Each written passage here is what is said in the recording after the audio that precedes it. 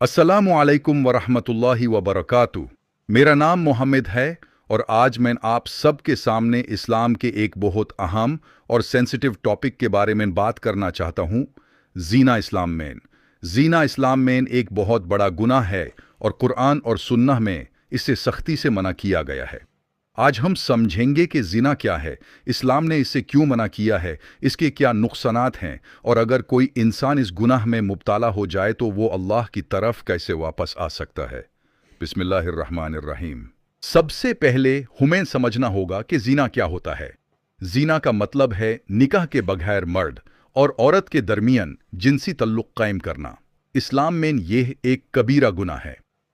अल्लाह ताला कुरान में फरमाता है, और जीना के करीब भी ना जाओ, बेशक यह बेहयाई है और बहुत बुरा रास्ता है।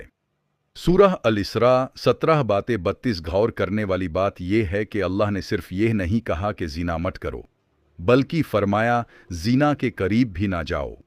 इसका मतलब ये है कि हमें उन तमाम चीज़ों से भी बचना चाहिए जो हमें जीना की तरफ ले जा सकती हैं।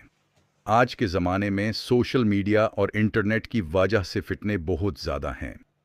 Private chatting, inappropriate pictures, unnecessary calls और सीक्रेट रिलेशनशिप्स कभी कभी इंसान को धीरे धीरे हरम की तरफ ले जाते हैं।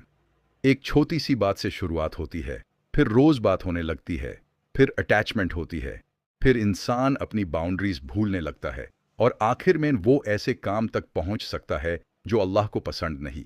इसीलिए इस्लाम हमें शुरुआत से ही अपनी नज़र, दिल, जुबान और एक्शंस की हिफाजत करने की तालीम देता है।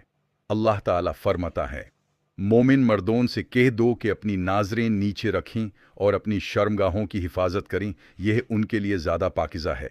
सूरह नूर 24-30। और मोमिन औरतों को भी अपनी नज़रों और पाकदामनी की हिफाजत का हुक्म दिया गया है।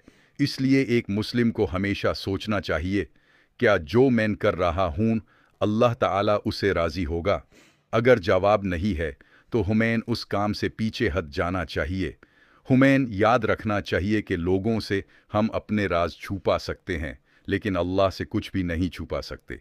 अल्लाह हमारी हर बात को जानता है, हमारे हर अमाल को देखता है और हमारे दिल के इरादों को भी जानता है। लेकिन इस्लाम हमें सिर्फ हराम से नहीं रोकता, बल्कि हलाल रास्ता भी दिखाता है, और वो है निकाह। अगर किसी को किसी से मोहब्बत है और दोनों निकाह के लिए तैयार हैं, तो रिलेशनशिप को हराम तरीके से चलाने के बजाय हलाल तरीके से निकाह की तरफ कदम बढ़ाना चाहिए। मोहब्बत बुरी नहीं है, लेकिन मोहब्बत को हराम तरीके से परस्यू करना नुकसानदेह हो सकता है।